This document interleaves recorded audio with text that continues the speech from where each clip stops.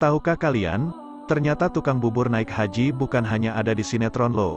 Ini adalah kisah nyata, Warsini tukang bubur yang naik haji. Tukang bubur naik haji nampaknya bukan hanya cerita fiksi sinetron. Nyatanya pada musim haji 1443 Hijriah atau 2022 Masehi peristiwa ini memang terjadi. Warsini berukir 60 tahun, jemaah haji asal Balikpapan, Kalimantan Timur, berhasil mewujudkan mimpinya yang tertanam sejak muda. Dia rela menabung bertahun-tahun demi menunaikan salah satu rukun Islam tersebut. Akhirnya 12 tahun kemudian dia berhasil menginjak tanah suci. Sejak muda, Warsini sudah pergi dari tanah kelahirannya di Kediri, Jawa Timur ke Balikpapan. Setelah suaminya berhenti sebagai karyawan perusahaan, dia memutuskan berjualan bubur. Sehari-hari saya jualan bubur kacang ijo, bubur ketan item, bubur sumsum, saya yang jualan, suami bantu-bantu. Dulu suami pernah kerja di perusahaan, sudah berhenti, sementara anak masih kecil-kecil, kata Warsini.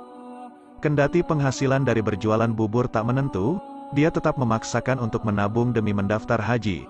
Cita-cita saya sejak muda, pergi haji. Lama nabungnya, tapi saya tetap sabar, sambungnya lagi. Ibu anak 3 ini biasa menjual satu porsi buburnya seharga Rp7.000. Namun, khusus setiap Jumat menjadi Rp5.000. Sedangkan bagi orang yang tidak punya uang, buburnya digratiskan. Setiap Jumat saya punya program Jumat Berkah. Jumat Berkah ini sudah saya lakukan sejak memulai usaha ini. Saya cari berkahnya dengan menurunkan harga jualan saya, ucapnya. Saya juga sering memberi bubur gratis pada yang mau bubur tapi nggak punya uang, saya kasih, saya ikhlas sekali. Yang saya carikan tabungan nanti di akhirat, yang penting ikhlas, itu kuncinya, ungkap Warsini. Ia mengaku, setiap Jumat terkadang mendapat pesanan bubur dari perusahaan-perusahaan yang berada di sekitar tempat ia jualan. Jumlahnya sekitar 50-100 porsi. Alhamdulillah senang, disyukurin saja, ucap Warsini. Selama melaksanakan rangkaian ibadah haji, ia merasa dimudahkan. Semuanya berjalan lancar. Selama di Arafah ia merasakan panas. Tapi hal serupa juga dialami jemaah lainnya.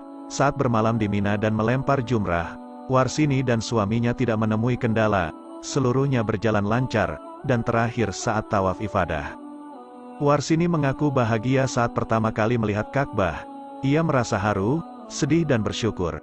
Doa saya, hanya minta sehat, minta rezeki yang berkah, dan minta kesini lagi sama anak, cucu, menantu. Doa saya begitu saja, sama dengan doa yang dipanjatkan saat di Arafah, kata Warsini. Kisah selanjutnya, kisah tukang becak naik haji, menabung selama puluhan tahun demi wujudkan mimpi ke tanah suci. Ada sebuah ungkapan, tak ada yang tidak mungkin di dunia ini. Hal tersebut benar terjadi bagi Eme dan Holili Adresai. Naik haji awalnya hanya mimpi. Namun, setelah berjuang membanting tulang dan menabung, kedua tukang becak itu akhirnya mewujudkan impiannya, yakni pergi ke tanah suci. Eme, tukang becak asal Kabupaten Majalengka, Jawa Barat, dan istrinya bernama Icih yang seorang buruh tani. Menabung selama puluhan tahun demi bisa mendaftar haji. Setiap harinya, Eme dan Icih bisa menabung Rp20.000 hingga Rp50.000, tergantung ramainya pelanggan. Dari mengais rezeki jadi tukang becak, saya sama istri selalu niat untuk menabung untuk naik haji. Paling sedikit Rp20.000, kalau sedang ramai Rp50.000 sehari, ujarnya. Namun, perjalanan pasangan suami istri itu berangkat haji tak selalu mulus. Suatu kali, Eme sama sekali tidak memiliki uang untuk makan sehari-hari. Dengan terpaksa, uang tabungan naik haji diambil dengan harapan akan dikembalikan lebih banyak lagi kelak.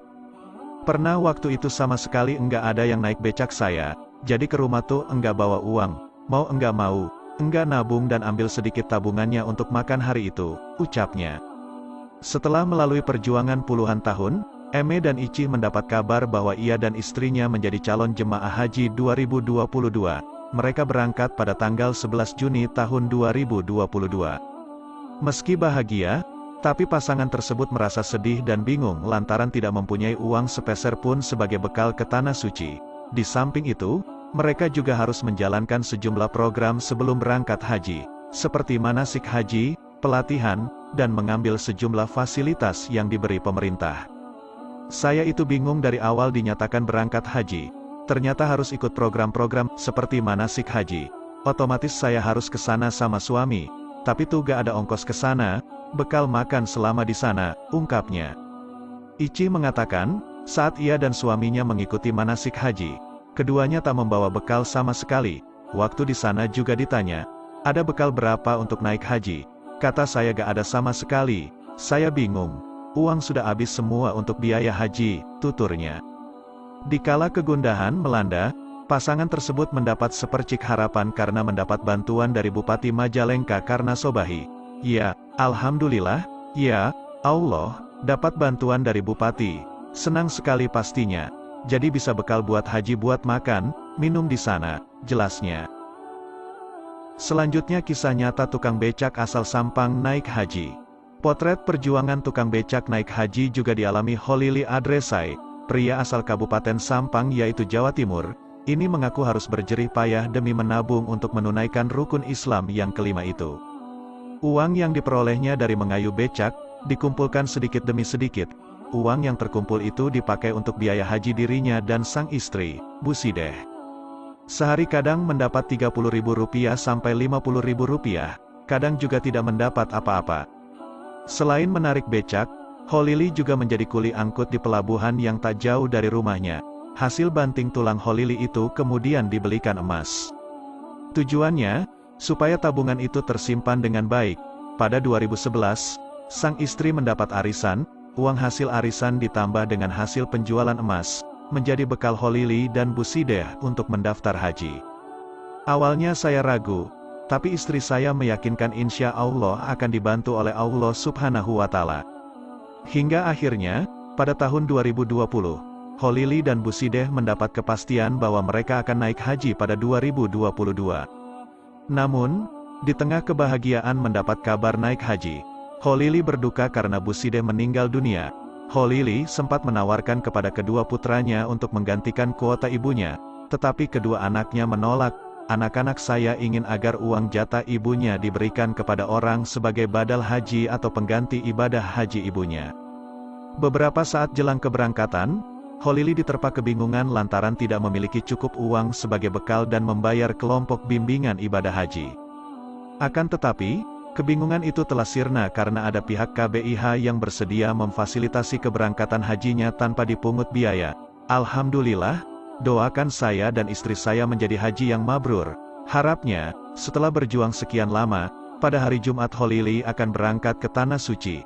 Saya sangat bersyukur sekali bisa berangkat haji tahun ini, ucapnya bahagia. Itulah kisah-kisah nyata perjuangan orang-orang biasa saja, yang memiliki ekonomi biasa, yaitu menengah ke bawah, tapi mereka berkesempatan diberikan kesempatan oleh Allah Subhanahu wa Ta'ala untuk melaksanakan ibadah haji ke Baitullah.